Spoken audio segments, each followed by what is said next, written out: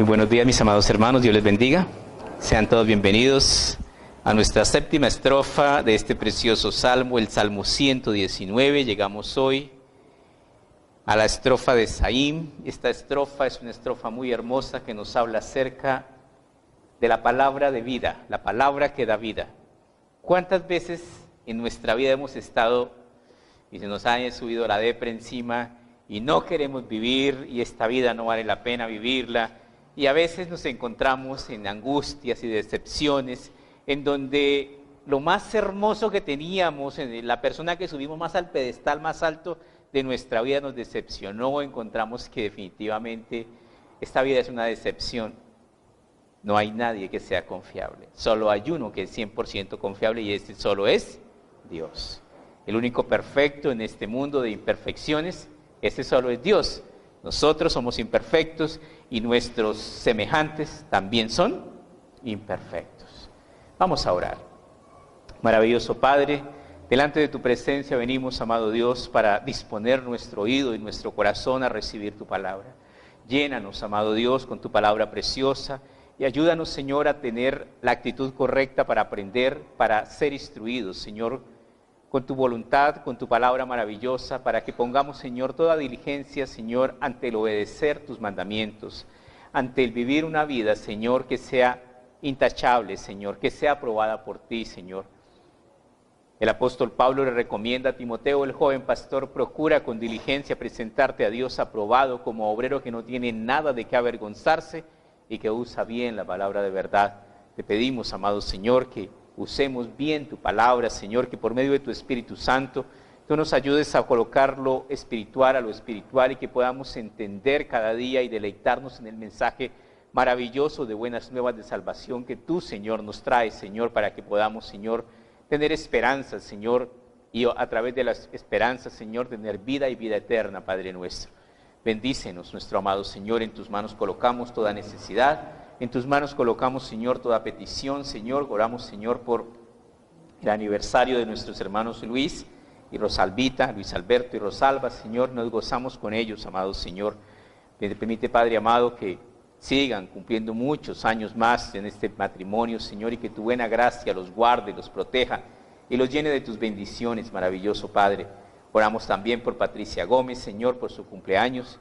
Y pedimos, Padre Celestial, que tú seas propicio a su corazón, a sus necesidades, que guardes, Señor, la vida de tu sierva en todos tus caminos, Señor, por todos, por cada situación en particular, Señor. Tú nos conoces a cada uno, Señor, particularmente.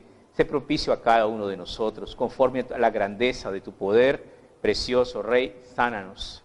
Amado Señor, concédenos las peticiones de nuestro corazón que sean agradables a tu voluntad y llénanos cada día, Señor, con ese gozo maravilloso que trae, Señor, el conocimiento de la verdad, que trae el gozo de la salvación. Y ayúdanos, Señor, a comprender lo que tu palabra nos habla acerca de la piedad y el contentamiento.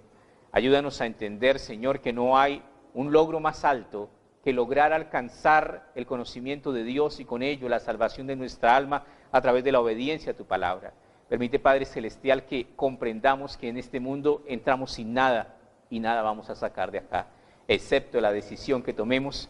Si tomamos la decisión de vivir para Cristo, reinaremos con Él. Si tomamos la decisión de deshonrar al Señor, Él nos alejará de su presencia eternamente. Bendícenos, oh Dios nuestro, en tus manos colocamos nuestra vida, precioso Padre.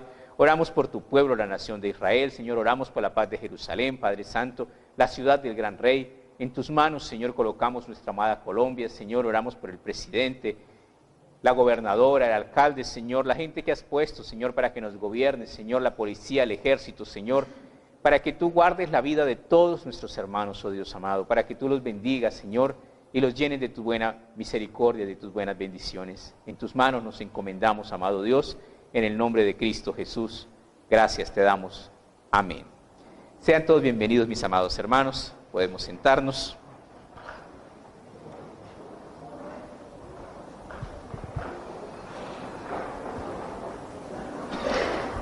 Llegamos a la séptima estrofa, los 8 versículos que nos corresponden para esta preciosa mañana. Y el salmista es un salmista que está pasando por situaciones difíciles. Nuevamente el título para este salmo, la palabra que da vida. y la palabra da vida porque a veces se nos acaban las ganas de vivir, porque a veces perdemos la motivación para seguir viviendo. Y hay una motivación que nunca se va a perder y hay algo que nos va a ayudar siempre a seguir adelante y es nuestro Dios. Nos dice nuestro Señor en su palabra, puestos los ojos en Jesús, el autor y el consumador de la fe. Empezamos nuestro estudio en el Salmo 119, llegamos al versículo 49 y dice, acuérdate de la palabra dada a tu siervo. Qué maravilloso es esto. Existen promesas que el Señor nos da a nosotros. Acuérdate de la palabra dada a tu siervo. Cuando el pueblo de Israel llegó a la tierra prometida, desafortunadamente por su incredulidad perdieron la entrada a la tierra prometida. Y mandaron los 2 espías, y los 2 espías trajeron una razón terrible. 10 de los 2 espías dijeron la tierra es buena, pero hay gigantes, los hijos de Anac. Hay ciudades amuralladas, hay gente armada, nos van a matar, parecemos langostas delante de ellos, nosotros somos algo insignificante y nos van a acabar. El pueblo de Israel se le olvidó quién era su Dios. Como consecuencia de su incredulidad, el Señor les dijo, no merecen la tierra que yo les prometí. Se devuelven al desierto. Van a cavar sus tumbas en el desierto y morirán en el desierto porque no tuvieron la fe para creer, porque no tuvieron la fe para conquistar, porque no creyeron en su Dios que les iba a ayudar en todo. Desafortunadamente tuvieron que devolverse, pero 2 de los 12 espías, que fue Josué y Caleb, dijeron, sí podemos. Si el Señor nos ayuda, si el Señor está con nosotros, los derribaremos, los tragaremos como pan comido. Pero la gente se desconsoló. ¿Cuántas veces en la vida nos desconsolamos porque las situaciones sobrepasan nuestras fuerzas, sobrepasan nuestras capacidades? Porque flaqueamos en la fe. Todo lo que es imposible para los hombres es posible ¿para quién? Para Dios. Y hay un arma maravillosa, que es el arma de la fe, y es la victoria que vence al mundo. Cuando tú crees, cree, porque al que cree, todo le es posible. Una de las cosas que hizo maravillar a Jesucristo cuando caminó sobre la tierra fue la fe. Un hombre no judío le dijo a Jesús, no soy digno de que entres bajo mi techo, solo di la palabra y mi criado sanará. Porque yo también soy hombre bajo autoridad y digo a mi siervo ven y viene y a este va y va. Si tú dices la palabra, mi criado sanará.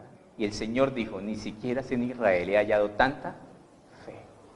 La fe es algo maravilloso, es algo impresionante, pero también Jesucristo, viendo hacia el futuro, dijo, cuando el Hijo del Hombre vuelva en su gloria y todos sus santos ángeles con él, hallará fe en la tierra. O sea que la fe tiende a extinguirse, sí. La fe verdadera tiende a acabarse porque siempre es más abundante la incredulidad, es más abundante el creer en otras cosas. Hay un dato muy curioso. La mayor parte de la gente no duda de la existencia del diablo, no duda de la existencia de Dios. Perdón, no duda de la existencia del diablo, pero duda de la existencia de Dios. Acuérdate de la palabra dada a tu siervo. Es importante que nosotros entendamos que hay promesas de Dios que están dadas para nosotros. Solo que las promesas de Dios se alcanzan por fe. Se retienen por fe. De los 12 espías, 2, Josué y Caleb, dijeron, sí es posible. ¿Qué pasó? A esos 2 espías, a Josué y Caleb, el Señor les dijo a ustedes 2, por haber tenido fe, ustedes sí van a entrar en la tierra prometida. Y ustedes van a tener una parte especial de la tierra prometida. O sea que aproximadamente ellos estaban cuando entraron a la tierra prometida de más de 80 años. Pero tuvieron el valor y la fuerza para ir a conquistar y a pelear por la tierra prometida. Y ellos sobrevivieron a los 40 años que pasaron en el desierto. Sus demás hermanos que murieron allí. ¿Qué tenemos acá? La palabra de Dios permanece para siempre. Acuérdate de la palabra dada a tu siervo, en la cual me has hecho esperar. Vamos a ver el ejemplo de una paciencia muy grande, Evangelio según San Lucas, capítulo 2, versículo 25. En el Evangelio según San Lucas, en el capítulo 2, en el versículo 25, encontramos a un hombre justo, que se le había dado una promesa. Dice ahí, leemos en Lucas 2:25, y he aquí estaba en Jerusalén un hombre llamado Simeón. Este hombre justo y piadoso esperaba la consolación de Israel, y el Espíritu Santo estaba sobre él. Y le había sido revelado por el Espíritu Santo que no vería la muerte antes que viese al ungido del Señor. ¿Usted se imagina esa promesa? Él no había visto, le había sido prometido que iba a ver al ungido del Señor, al Mesías, al Hijo de Dios, a Jesucristo mismo. Y él asistía fielmente al templo de Dios porque allí es donde lo iba a ver. Entonces sigamos leyendo acá el versículo 27. Dice, y movido por el Espíritu, vino al templo, y cuando los padres del niño Jesús lo trajeron al templo para hacer por él conforme a la ley, y él le tomó en sus brazos y bendijo a Dios diciendo, ahora Señor, despide a tu siervo en paz conforme a tu palabra, porque han visto mis ojos tu salvación, la cual has prometido en presencia de todos los pueblos, luz para revelación a los gentiles y gloria para tu pueblo Israel. Qué maravilloso. Aquí tenemos a un hombre que está pleno, que está lleno de gozo por una promesa. ¿Cuál promesa? Mira, a veces nosotros queremos que Dios nos prometa casa, carro y beca y mansiones y cosas. Este hombre estaba dichoso por una promesa que el Señor le había dicho. ¿Cuál? No morirá hasta que vea al Redentor de Israel. Y lo vio y se sintió plenamente complacido. Ya lo vi, Señor, ya me puedo morir en paz. Qué maravilloso es eso. Hace más de 2000 años Jesucristo nació en un pesebre, pero ese es el hecho histórico, pero el hecho sobrenatural es, ya nació en tu vida, ya cambió tu vida. El Mesías vino y nació en un pesebre, pero Él quiere vivir en tu corazón. Él quiere cambiar tu vida. Él quiere que tú y yo seamos personas renacidas, transformadas, guiadas por el Espíritu Santo. Él no quiere que su muerte haya sido en vano. Tú y yo hacemos grande la muerte de Cristo o vana la muerte de Cristo. Si tú lo engrandeces, Él te engrandecerá. Si tú le menosprecias, Él te menospreciará.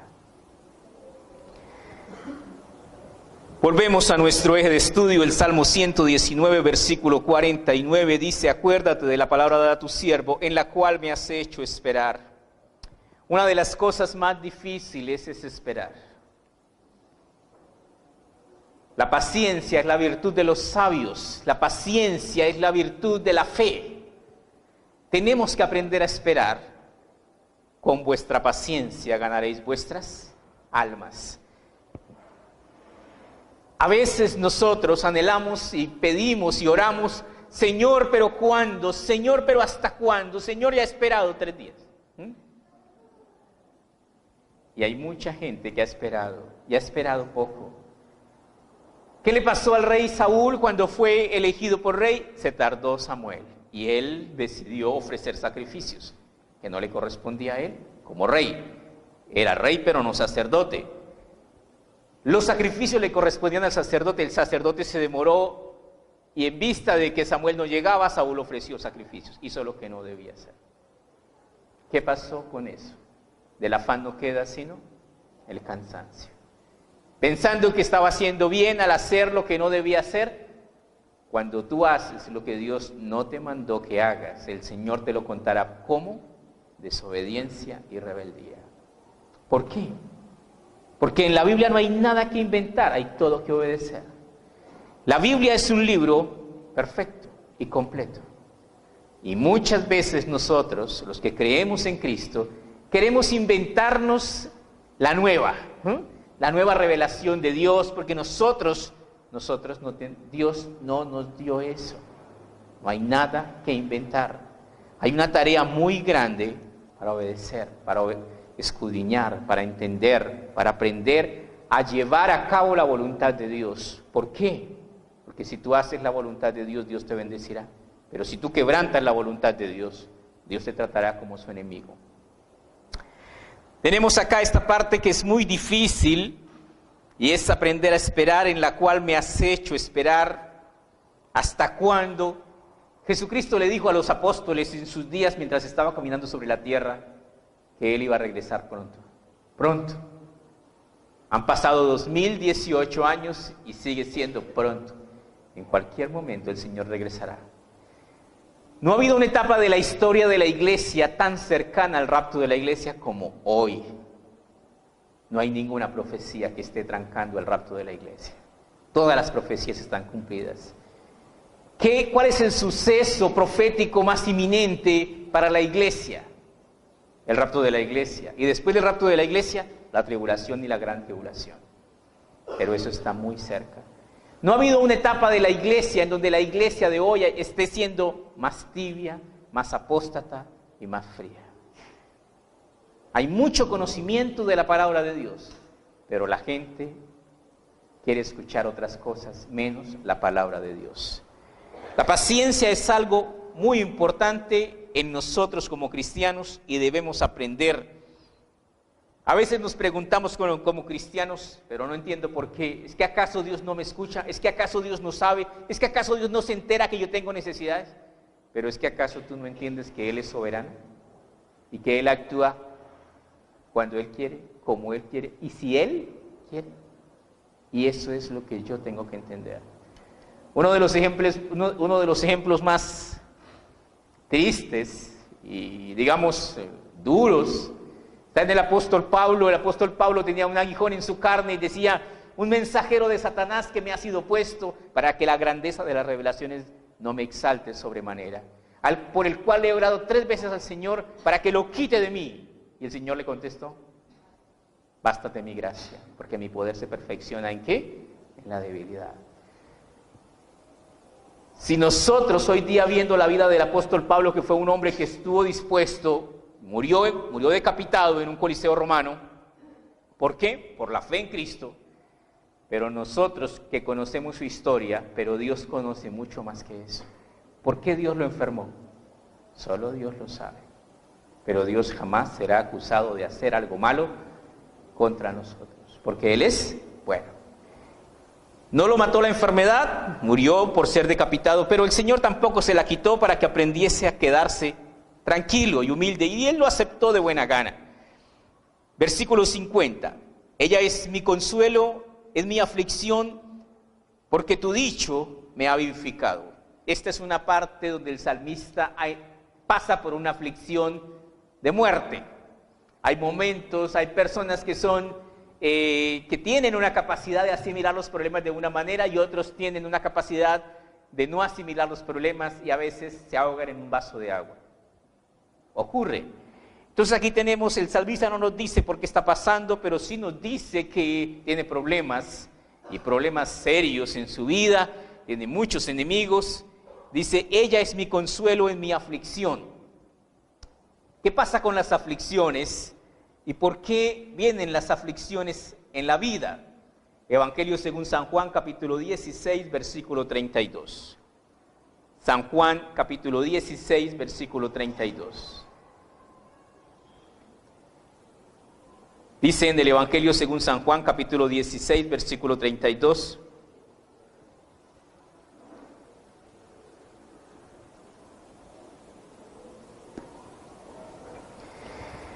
Hablando de las aflicciones que vendrían sobre Jesucristo, dice: he aquí viene la hora, y ha venido ya, en que seréis esparcidos cada uno por su lado, y me dejaréis solo.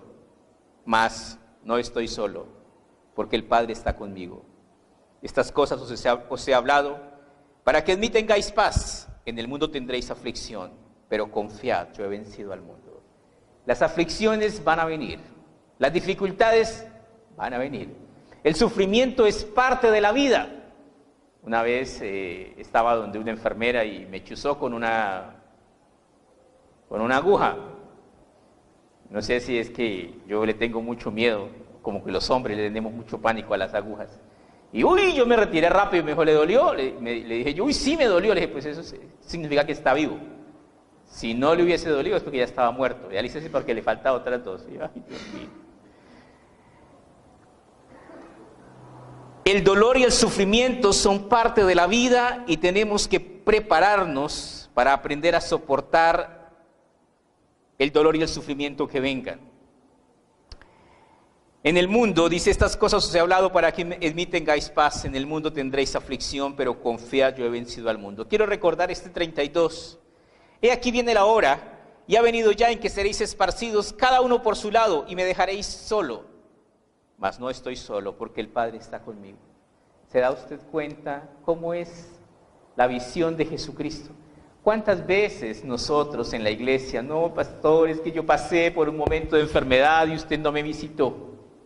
Yo estaba solito y nadie fue de los hermanos de la iglesia y todos son unos fariseos porque ninguno me visitó. El Señor siempre está ¿con quién? Con nosotros, siempre. Nosotros debemos entender algo muy importante. Cuando tú vienes a conocer de Cristo, bienvenido. Pero ponga sus ojos ¿en quién? En Jesús. Si usted pone los ojos en el pastor, en el ujier, se va a defraudar. Porque todos nosotros estamos rodeados de debilidad, de imperfecciones, de cosas malas. Fuimos hechos ¿de qué? La materia prima que Dios tomó, aunque qué día me salió una mujer con una olímpica, muy buena. Le dije yo, nosotros somos barro, dijo, sí, pero nosotros somos materia procesada, costilla. O sea, somos mejores. Pues sí, ¿sabe que sí? Nosotros somos barro. Nuestra bajeza es porque el Señor tomó barro de la tierra y formó, hizo un muñequito y formó ¿qué? Un hombre. Alguien me dijo, por eso la mujer es más moral, porque fue sacada de lo más cerca del corazón. Puede tener razón. Entonces, he aquí viene la hora y ha venido ya en que seréis esparcidos cada uno por su lado y me dejaréis solo, mas no estoy solo porque el Padre está conmigo. ¿Qué sientes en los momentos de decepción? ¿Qué sientes en los momentos de debilidad y de enfermedad? Todos me dejaron. A veces cantamos la canción, a mí nadie me quiere, todos me odian, ¿sí? Y a veces nos digamos a deprimir porque esperamos que los hermanitos, que todos que nos saludan en la iglesia y que Dios lo bendiga, pues vengan, y a veces ni se enteran. Cree en el Señor Jesucristo. Entendamos que la salvación está única y exclusivamente ¿en quién? En Cristo. Y Él ha dicho, yo estaré con vosotros todos los días. ¿Hasta cuándo? Hasta el fin del mundo. Es en el Señor en quien debo confiar. Él estará conmigo y como lo ha prometido, y sus promesas son en el sí y en el amén, y en el así se ha hecho. Volvemos al versículo 50 que ya lo leímos. Ella es mi consuelo en mi aflicción, porque tu dicho me ha vivificado. La palabra de Dios es viva y eficaz. La palabra de Dios cambia vidas, renueva mentes, cambia corazones, cambia por completo a una persona. La palabra de Dios puede hacer tanto por nosotros si nosotros lo permitimos. Porque todo se basa en nuestro libre albedrío. Si tú quieres que Dios te transforme, el Señor hará de ti una obra nueva y maravillosa. Cambiará de ti todas las cosas hasta que todos lleguemos, como dice el libro de Efesios, a la unidad de la fe y del conocimiento de Dios, a un varón perfecto a la medida de la estatura de la plenitud de Cristo. Versículo 51. Los soberbios se burlaron mucho de mí, mas no me he apartado de tu ley. ¿Se han burlado de ti? ¿Te han dicho evangélico? ¿Aburrido? Evangélico, y es que su pastor no lo deja tomarse una cervecita. Y es que, claro, usted como le toca ya, solo trabaja para llevarle la plata al pastor. ¿Se han burlado de ti? Siempre ha sido así. Desafortunadamente, la ignorancia de la gente los lleva a burlarse aún acerca de las cosas buenas. Primera de Pedro, capítulo 4, versículo 1. En Primera de Pedro, capítulo 4, versículo 1, nos viene a hablar acerca de la vida de un siervo de Dios, de una vida y de un buen testimonio. Dice, puesto que Cristo ha padecido por nosotros en la carne, vosotros también armaos del mismo pensamiento. Pues quien ha padecido en la carne terminó con el pecado, para no vivir el tiempo que resta en la carne conforme a las concupiscencias de los hombres, sino conforme a la voluntad de Dios. Llegó diciembre, un mes terrible, porque es un mes en donde muchos cristianos se pegan la rodadita. hacen el retiro espiritual, retiran el espíritu y se dedican a la carne. Dice el versículo 3, baste ya el tiempo pasado para haber hecho lo que agrada a los gentiles, andando en lascivias, concupiscencias, embriagueces, orgías, disipación y abominables idolatrías. Baste ya el tiempo pasado para haber hecho todo lo que desagrada a Dios. ¿Qué es lo que el Señor quiere que nosotros aprendamos a hacer? A vivir una vida recta, una vida de santidad y de obediencia a la voluntad de Dios. Ahora, aquí viene el versículo que necesitamos. Dice, a estos les parece cosa extraña que vosotros no corráis con ellos el mismo desenfreno de disolución y os ultrajan. ¿A quiénes? A los mundanos. Ay, pero es que ustedes son aburridos. Pero es que ustedes no disfrutan. Pero mire, aquí traigo el guarito. Hágale. Versículo 5 dice, pero ellos darán cuenta al que está preparado para juzgar a los vivos y a los muertos. ¿Qué significa eso? El juicio viene sobre aquellos que temen y obedecen a Dios y sobre aquellos que no temen y desobedecen a Dios. La gente a veces tiene unas ideas, mucho se habla del pesebre y se hacen pesebres grandes, pequeños, medianos, pero muy hermosos. Existe en la Biblia la profecía de la primera venida de Cristo. ¿Cómo vino la primera vez? Manso, tierno, humilde, sencillo, amoroso, indefenso, expuesto, lo ultrajaron, abusaron, lo colgaron en una cruz y la gente está esperando que en la segunda venida venga igual. Está totalmente equivocado. Muchas personas están creyendo que cuando el Mesías regrese por segunda vez, entonces no vendrá igual. El primero vino el Cordero de Dios, dispuesto para ser sacrificado. La segunda, viene el León de Judá, viene el Rey de Reyes y el Señor de Señores, y traerá su espada desenvainada.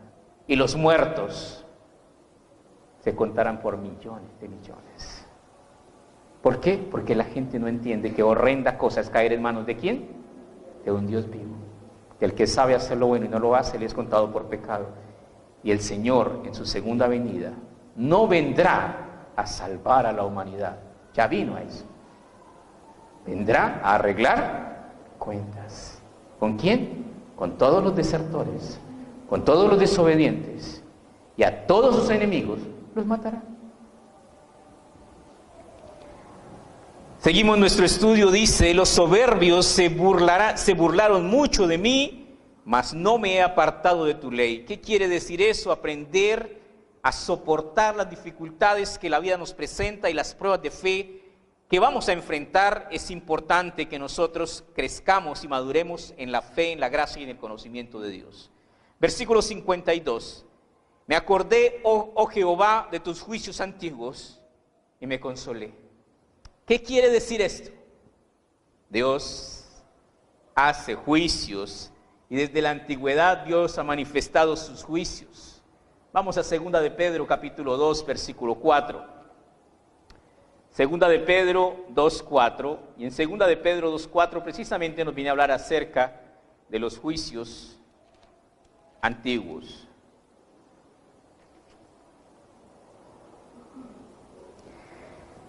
Dice 2 de Pedro 2:4, porque si Dios no perdonó a los ángeles que pecaron, sino que arrojándolos al infierno los entregó a prisiones de oscuridad para ser reservados al juicio. ¿A qué se refiere con los ángeles que pecaron? Muchos ángeles pecaron. ¿Pero a qué pecado se refiere? Al pecado sexual de los ángeles. Los ángeles fueron creados sin sexo. No tienen ni genitales masculinos ni femeninos. No tienen genitales, porque son eternos. No se necesita la reproducción para la preservación de la especie. Son eternos.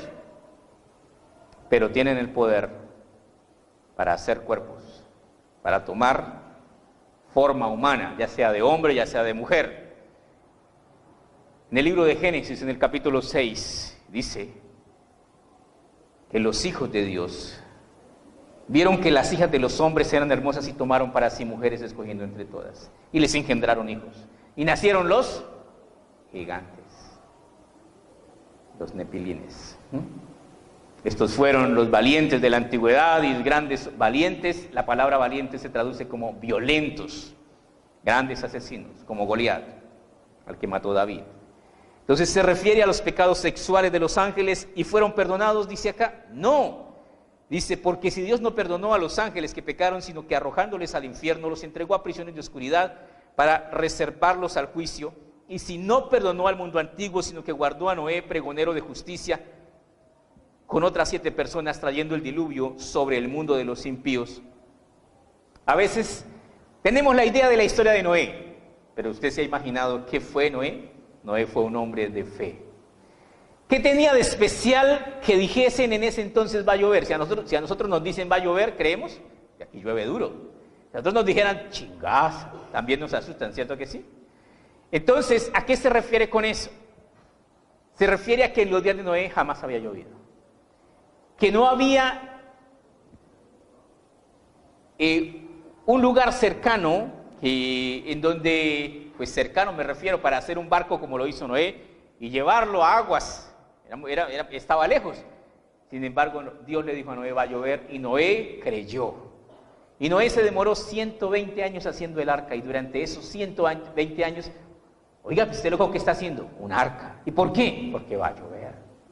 Y 120 años y la terminó, y los animalitos entraron, y entró Noé, su esposa, y sus hijos y sus esposas, y Dios cerró la puerta del arca. Solo mira, ¿cuántas personas se salvaron? 8. 8 nomás. 8 de una población similar a la que hoy día tiene la tierra. Dice la palabra de Dios, si el justo, ¿con qué? Con dificultad se salva. ¿Dónde aparecerá el impío y el pecador? ¿Sabe dónde aparecerá? Pues donde tiene que aparecer. ¿En dónde aparecerá? En el infierno. Allá aparecerá. Ese es el lugar de los perdidos. Seguimos leyendo, y si no perdonó al mundo antiguo, sino que guardó a Noé, pregonero de justicia, con otras 7 personas, trayendo el diluvio sobre el mundo de los impíos, y si condenó por destrucción a las ciudades de Sodoma y de Gomorra, reduciéndolas a ceniza y poniéndolas de ejemplo a los que habían de vivir impíamente. ¿Qué quiere decir Sodoma y Gomorra? ¿Por qué Sodoma y Gomorra fueron destruidas? Por el pecado sexual, por la depravación sexual. Porque Dios no cambia. Porque Dios hizo a Adán y a Eva, un hombre y una mujer. Y ese es el orden. Pero el hombre ha depravado ese orden. Y eso está en contra de la naturaleza de Dios y trae el juicio de Dios. Y libró al justo Lot, abrumado por la nefanda conducta de los malvados. Porque este justo que moraba entre ellos afligía cada día su alma justa, viendo y oyendo los hechos inicuos de ellos. Sabe el Señor librar de tentación a los piadosos y reservar a los injustos para ser castigados en el día del juicio. Entonces nos dice acá que Dios sabe librar a los piadosos y a los otros los llevará al juicio. Volvemos a nuestro Salmo, versículo 52. Me acordé, oh Jehová, de tus juicios antiguos y me consolé. Versículo 53. ¿En qué se consuela uno? En que nosotros no vamos a juicio. ¿Cuál es el consuelo del cristiano de hoy? Salvación por gracia. Ese es nuestro consuelo. ¿Cuál es la esperanza de nosotros? Dios no es mi enemigo, es mi Salvador y es mi amigo. Ese es nuestro consuelo. Cuando vea su rostro, no huiré delante de él. Al contrario, correré a sus pies, a adorarle. Ese es mi consuelo. Versículo 53. Horror se apoderó de mí a causa de los inicuos que dejan tu ley.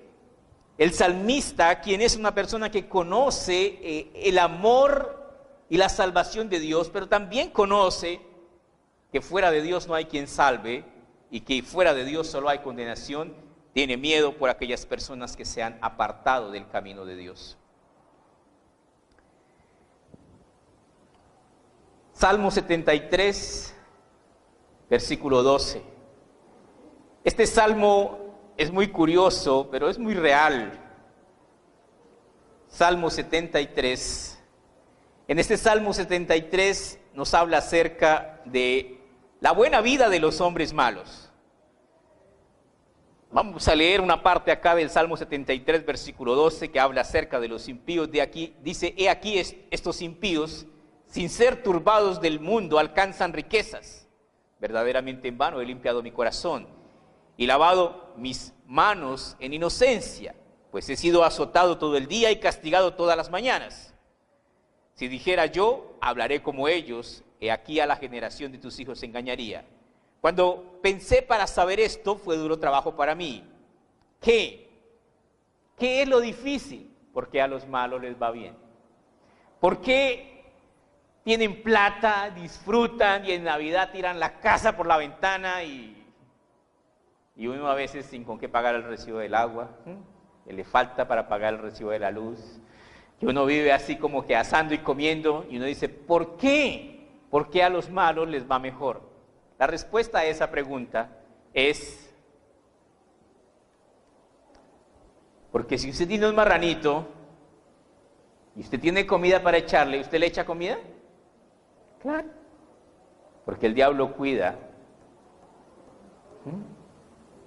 de sus intereses. Mira lo que sigue y aquí nos va a declarar esto, nos dice, hasta que entrando en el santuario de Dios comprendí el fin de ellos. El salmista, el que escribe ese Salmo 73, que es un salmo muy hermoso, dice, los veía en todas partes, en todos los supermercados, estaban de fiesta, comprando, pero ¿dónde no los vi? Hasta que entrando en el santuario de Dios comprendí el fin de ellos. Allí no estaban, ciertamente los has puesto en deslizaderos, en asolamientos los harás caer. ¿Cómo han sido asolados de repente? Perecieron, se consumieron de terrores, como sueño del que despierta, así Señor, cuando despertares, menospreciarás su apariencia. ¿Qué es un impío rico ante la presencia de Dios? Una abominación. Pero es un rico millonario, tiene mucha plata. A Dios eso no le interesa para nada. Dios desprecia totalmente eso. Un día un joven rico se le acercó al Señor y le dijo, maestro bueno, ¿qué haré para heredar la vida eterna? Y el Señor le respondió, honra a tu padre y a tu madre, cumple los mandamientos. Y el rico pues dijo, todo eso lo he cumplido desde mi juventud, ¿qué más me falta? Y el Señor lo vio y lo analizó y vio su corazón y le dijo, una cosa te hace falta. Vende todo lo que tienes y dalo a los pobres, tendrás riquezas en el cielo y ven y sígame. Y ese rico se fue muy triste porque tenía mucha plata, pero la tristeza de él era porque amaba el dinero. Primera de Timoteo 6:10 dice, porque raíz de todos los males es ¿cuál? El amor al dinero, el cual codiciando algunos se extraviaron de la fe y fueron traspasados de muchos dolores. Volvemos a nuestro salmo, nos dice, horror se apoderó de mí a causa de los inicuos que dejan tu ley. Versículo 54, cánticos fueron para mí tus estatutos en la casa en donde fui extranjero. Qué maravilloso es esto. Esto quiere decir que la obediencia a la palabra de Dios es alabanza. Cuando nosotros obedecemos la palabra de Dios, prácticamente eso suena como una alabanza ante Dios. ¿Cómo podemos nosotros entender esto? Lo podemos entender cuando leemos el bautismo de Jesucristo.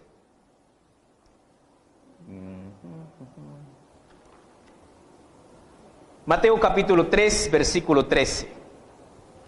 San Mateo capítulo 3, versículo 13. En el bautismo de Jesucristo, y de paso es un momento especial para entender la realidad acerca del bautismo, y de recordarles que para el 8 de diciembre quienes quieran ir a las aguas están cordialmente invitados. Habrá bautismos para el 8 de diciembre, es un sábado festivo. Dice entonces acá en Mateo 3:13, entonces Jesús, viniendo de Galilea, vino de Galilea a Juan al Jordán para ser bautizado por él. Mas Juan se le oponía diciendo, yo necesito ser bautizado por ti y tú vienes a mí. ¿Cuál es la disputa en este momento? Juan reconocía que Jesús era superior a él. Jesús era superior a Juan el Bautista, pero cuando Jesucristo habla de Juan el Bautista le dice a la gente algo muy especial. ¿Qué viniste a saber? ¿Una caña sacudida por el viento? ¿Qué viniste a saber? ¿Un profeta? Dice, y más que un profeta. Os digo que de los nacidos de mujer no hay uno mayor que ¿quién? Que Juan el Bautista. ¿Quién dijo eso? Jesucristo mismo. O sea que el profeta más grande de la Biblia es ¿quién? Juan el Bautista. Juan el Bautista. ¿Por qué? Primero, fue nazareo. Y fue una persona. ¿Qué significa nazareo? Que recibió un voto. Su papá, que era sacerdote, se le dijo que iba a dar a luz un hijo, que iba a engendrar un hijo y que iba a ser nazareo, apartado para Dios desde antes de nacer. El voto nazareo tenía muchas implicaciones. Una de ellas, no se podía cortar el cabello. Número 2, no podía tomar vino ni sidra. No se debía acercar a algún muerto. Debía de apartarse de la gente y todo eso lo cumplió Juan el Bautista. Juan el Bautista vivía en los montes, apartado de la gente. Comía langostas y miel. Uy, langosta. No la langosta que nos imaginamos. El grillo, el saltamontes, untado con miel, eso comía. Y vestía de una ropa rústica de piel de camello. Ese era Juan el Bautista. Pero siempre fiel, siempre obediente a Dios, completamente consagrado al Señor. Y Jesucristo le dice que es de los nacidos de mujeres el más grande de los profetas. Ahora seguimos leyendo acá, pero Jesús le dijo, deja porque así conviene que cumplamos toda justicia. Entonces le dejó. ¿Qué es esto? Solo piénsalo de esta manera. Hay personas que dicen, necesito ser bautizado, me tengo que bautizar. O sea que si yo voy a entrar al cielo y el Señor me dice, eche para el infierno que usted no se bautizó. Hay personas que tienen esas preguntas. Pero si alguien necesitaba o alguien podía excluir el bautismo, ¿quién era? El que nunca conoció pecado. ¿Quién? Pues Jesucristo. Sin embargo, Él, siendo sin pecado, ¿se bautizó? Se bautizó. Hay más cosas que debo entender. ¿Qué significa? O sea, la palabra bautismo no es español. La palabra bautismo quiere decir sumergir. Eso quiere decir bautismo. Hay personas que dicen, bueno, pero es que cuando a mí me bautizaron, me echaron un poquito de agua. No, ¿lo sumergieron? No, entonces no lo bautizaron. El bautismo es sumergido. A veces entendemos las cosas, pero como que las entendemos tan por encima que realmente no entendemos. Sigamos leyendo y vamos profundizando un poquito. Pero Jesús le respondió, deja porque así conviene que cumplamos toda justicia. Entonces le dejó. Y Jesús, después que fue bautizado, subió luego del agua, o sea que fue sumergido totalmente ¿bajo qué? Bajo el agua. Y he aquí los cielos fueron abiertos y vio al Espíritu de Dios que descendía como paloma y venía sobre él. Y hubo una voz del cielo que decía, este es mi Hijo amado en quien tengo complacencia. ¿Sabe qué quiere decir todo esto? Que cuando yo me bautizo, obedezco a Dios. Y el Señor se complace en la obediencia de sus hijos. Exactamente eso quiere decir. Eso quiere decir. Luego, antes de bautizarse, ¿no era el Hijo de Dios? Sí, era el Hijo de Dios. Pero debía bautizarse porque así estaba y está escrito. Entonces, volvemos a nuestro estudio. Dice, cánticos fueron para mí tus estatutos. Qué importante, o sea, hay personas. Un día estaba Pedro en la cárcel y estaba cantando al Señor y de pronto vino un terremoto y las bases de la cárcel se cimbraron y las puertas se abrieron y las cadenas de los presos se soltaron y entonces, imagínense, la cárcel se abrió, las cadenas se cayeron y hay una cantidad de presos. Lo más lógico es que los presos que digan, por aquí que es más derecho. Cuando el carcelero, que es el que cuidaba los prisioneros, vio eso, sacó su espada y se iba a suicidar. ¿Por qué? Porque él respondía por su vida, por cada preso. Entonces, en vez de someterse a torturas, se suicidaba. Entonces Pedro le dijo, no te hagas ningún daño, pues todos estamos aquí. ¿Qué hizo ese carcelero cuando escuchó la voz que le dijo, todos estamos aquí, no te hagas ningún daño? ¿Qué hizo? Cayó de rodillas y dijo, ¿qué debo hacer para ser salvo? Y de inmediato prestó todo su interés, ¿a qué? A lo que le dijeron que tenía que hacer. Y lo hizo, y creyó. Pero muchas veces nosotros, como si eso no fuese en beneficio nuestro, ni nos interesa, ni prestamos interés, ni obedecemos. ¿Sabe quién pierde si tú no te acercas a Dios de corazón? Tú. ¿Sabe quién gana si tú te acercas a Dios de corazón? Tú. El único que tiene algo que perder o algo que ganar solo soy yo. Seguimos acá nuestra lectura, ya vamos terminando. Dice: me acordé en la noche de tu nombre, oh Jehová, y guardé tu ley. Qué versículo tan precioso. ¿Sí? ¿Qué dice? Me acordé en la noche. ¿Qué quiere decir me acordé en la noche? En la noche los gatos son pardos. ¿Qué quiere decir eso? Hay personas que son normales de día y vampiros de noche. No, no es eso. Hay personas que son cristianos de día, pero por la noche... ¿Pero por la noche qué? Capachos, por allá, por acá. ¿Qué es lo que está diciendo aquí el salmista? Está diciendo que es cristiano de día y es cristiano de... Una coherencia total en su fe, en su vivir de día y de noche. Me acordé en la noche de tu nombre, oh Jehová, y guardé tu ley. ¿Qué quiere decir eso? Absteneos de toda especie de mal, de no hacer lo que es indebido. Y termina de una manera con un broche de oro en el versículo 56. Estas bendiciones tuve porque guardé tus mandamientos. ¡Qué maravilloso! Hay mucha gente que finalizando el año empieza a comprar calzoncillos amarillos, la maleta, las uvas, todo tipo de agüeros para traer la buena suerte para el próximo año. ¿Quieres saber cómo se trae la buena suerte para el próximo año? Obedece la voluntad de Dios. ¿Cuál es la buena suerte? La buena suerte es la voluntad de Dios, porque yo sé los pensamientos que tengo acerca de vosotros. ¿Pensamientos de qué? Pensamientos de bien y no de mal, para daros el bien que quiero.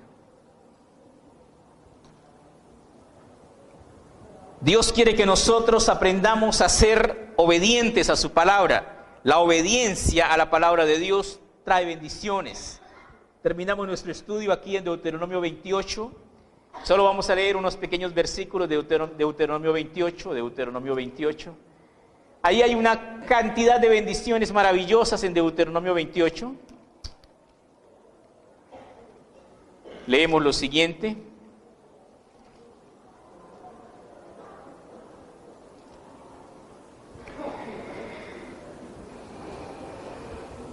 Vamos a leer los primeros versículos. Dice: acontecerá que si oyeres atentamente la voz de Jehová tu Dios para guardar y poner por obra todos los mandamientos que yo te prescribo hoy, también Jehová tu Dios te exaltará sobre todas las naciones de la tierra, y vendrán sobre ti todas estas bendiciones y te alcanzarán si oyeres la voz de Jehová tu Dios. Bendito serás tú en la ciudad, bendito tú en el campo, bendito el fruto de tu vientre, el fruto de tu tierra, el fruto de tus bestias, la cría de tus vacas, los rebaños de tus ovejas.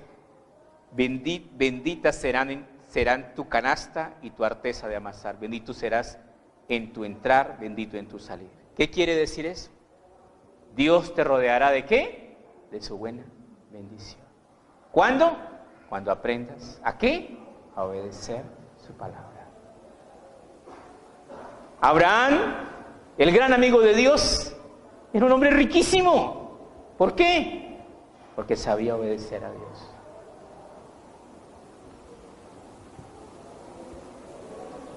Un día Dios salió a encontrarse con Abraham, y se encontró Dios con Abraham, Melquisedec,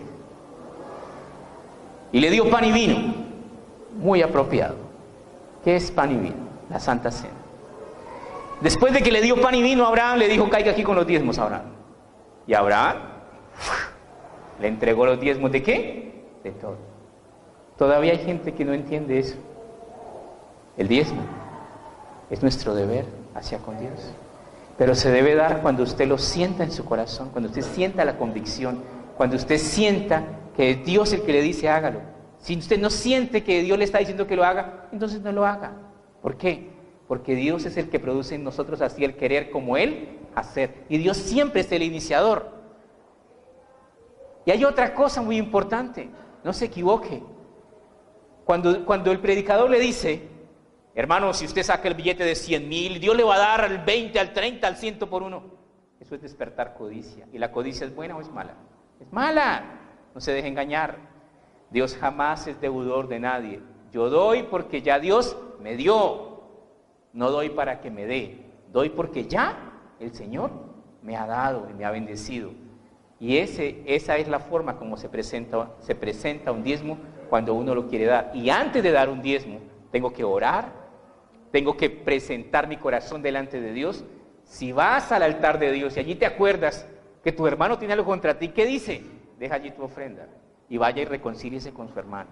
Y después venga y presente su ofrenda. No es dar por dar. Tengo que ir en una actitud de corazón quebrantado y de un corazón de siervo. Vamos a orar.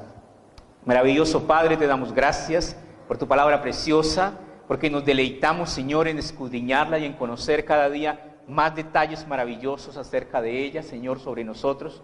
Pedimos, amado Señor, que tú nos des de tu Espíritu Santo para entender cada día más acerca de ti, Señor, para deleitarnos en la obediencia, para tomar, Señor, no la carga pesada de tus mandamientos, sino el enamoramiento y la gracia y el placer de obedecerte, Señor. Pedimos, amado Dios, de tu Espíritu Santo, ahora que nos preparamos, amado Padre, para tomar la Santa Cena, te rogamos, Señor, que tú traigas sobre cada uno de nosotros bendición, Señor, que haya bendición sobrenatural sobre nuestra vida, Señor, que realmente, Señor, tengamos ese arrepentimiento y ese reconciliarnos contigo, Señor, para tomar la Santa Cena de una forma de vida, para darle, Señor, la trascendencia que es, Señor, como el Cristo maravilloso y poderoso, amoroso, dulce y tierno, se entregó, se dejó matar, derramó su sangre para ofrecernos el pacto, Señor, de la gracia de Dios, el nuevo pacto que está, Señor, sellado por tu muerte, tu sacrificio, por tu resurrección, Señor. Te pedimos, amado Dios, tu bendición y te damos gracias en el nombre de Cristo Jesús, nuestro amado Salvador. Amén. Mientras cantamos un cántico, nuestros hermanos sugieres nos puede ministrar la Santa Cena.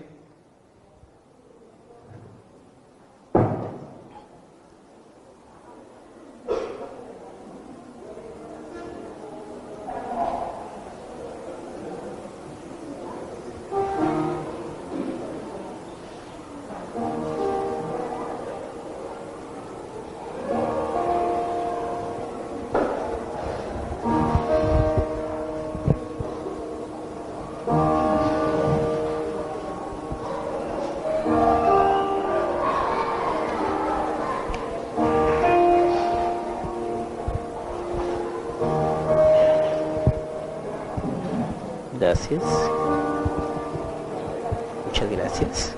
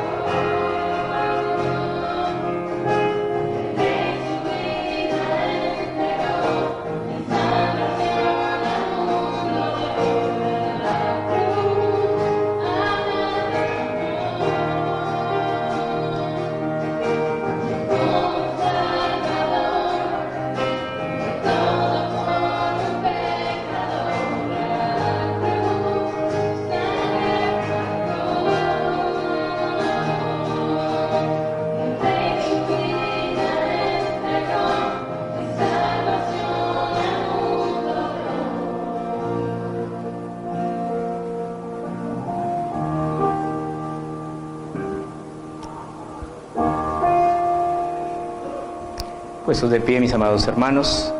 Primera de Corintios, en el capítulo 11, el apóstol San Pablo nos recuerda las instrucciones de la Santa Cena.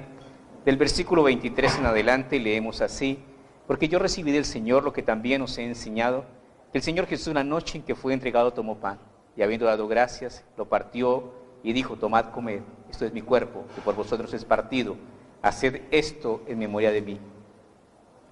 Asimismo tomó también la copa después de haber cenado, diciendo: esta copa es un nuevo pacto en mi sangre, haced esto todas las veces que la bebiereis en memoria de mí. Mucho se ha dicho que Dios es un Dios de pactos, y sí, Dios es un Dios de pactos. ¿Y por qué el pacto de la gracia es tan fácil y tan simple? Porque el pacto de la gracia es el pan y la copa, para que nadie diga allá que fue demasiado difícil, que era muy complejo, que era inalcanzable, para que nadie presente ninguna excusa, porque a la verdad tomar el pan y la copa es bastante sencillo, pero implica responsabilidades, muchas responsabilidades. Seguimos leyendo, nos sigue diciendo así: así pues, todas las veces que comieres este pan y bebieres esta copa, la muerte del Señor anunciáis hasta que Él venga. Quiere decir que se debe hacer continuamente. Como iglesia lo compartimos el primer domingo de cada mes. Pero cuando lleguemos a la presencia del Señor, cuando el Señor recoja su iglesia en el rapto de la iglesia, cuando partamos al tercer cielo, a la morada de Dios, allí el mismo Señor Jesucristo, nuestro amado pastor de pastores, nos repartirá a todos el pan y la copa. ¿Cuántas veces? Una. Solo una vez. Y será una vez y para siempre.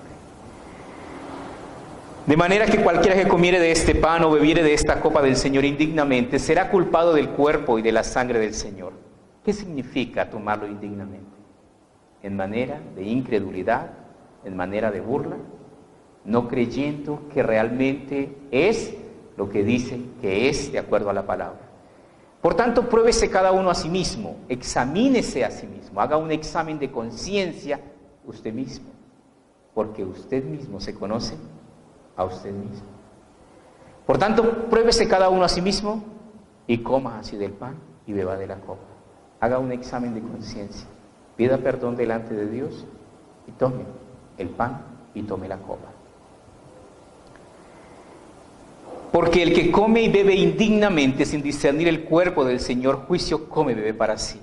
Por lo cual hay muchos enfermos y debilitados entre vosotros y muchos duermen, pero se refiere a la muerte. ¿Qué significa eso? Dios, nuestro Dios es amor, pero nuestro Dios es fuego consumidor. Y no debemos jugar con fuego, porque el que juega con fuego termina quemándose. Si pues nos examinásemos a nosotros mismos, no seríamos juzgados. Mas si siendo juzgados, somos castigados por el Señor para que no seamos condenados con el mundo. ¿Qué quiere decir esto? Que si yo tomo la Santa Cena y el Señor me castiga, Él me castiga para que no reciba la condenación eterna. Aún en el castigo de Dios está impreso el amor de Dios. ¿Qué es lo que Dios quiere? Que si confesamos nuestros pecados, Él es fiel y justo para perdonar nuestros pecados y librarnos de toda maldad. Pero si no confesamos nuestros pecados, la deuda está por cobrarse. Vamos a orar. Maravilloso Padre, te damos gracias porque tú nos das la oportunidad de acercarnos a ti. Extendiste tus manos sobre el madero, Señor, simbolizando que has abierto la única puerta de salvación para que todo aquel que en ti crea no se pierda, mas tenga vida eterna. Venimos ante ti, Señor, reconociendo nuestros pecados, pidiéndote perdón por nuestras maldades, rogándote a ti, precioso Señor, que con la sangre maravillosa del Cordero de Dios tú borres, tú quites todos nuestros pecados, tú nos hagas aceptos en el amado, tú nos injertes, Señor, como parte de tu familia, nuestro amado Dios. Bendecimos este pan que representa tu cuerpo, bendecimos esta copa que representa tu sangre. A través de ella, por la gracia de Dios, nosotros pasamos a ser uno contigo, Señor. Gracias te damos, amado Señor, porque tú tomaste nuestro lugar, Señor, recibiendo la pena y el pago por el pecado, recibiendo la muerte, para que nosotros, por haber creído en ti, Señor, y por obedecer tu palabra, recibamos salvación, perdón de pecados y vida eterna. Gracias te damos, Padre Celestial. Tomamos, Señor, el pan y la copa, en el nombre del Padre, del Hijo y del Espíritu Santo. Amén. Tomemos, hermanos, el pan y la copa.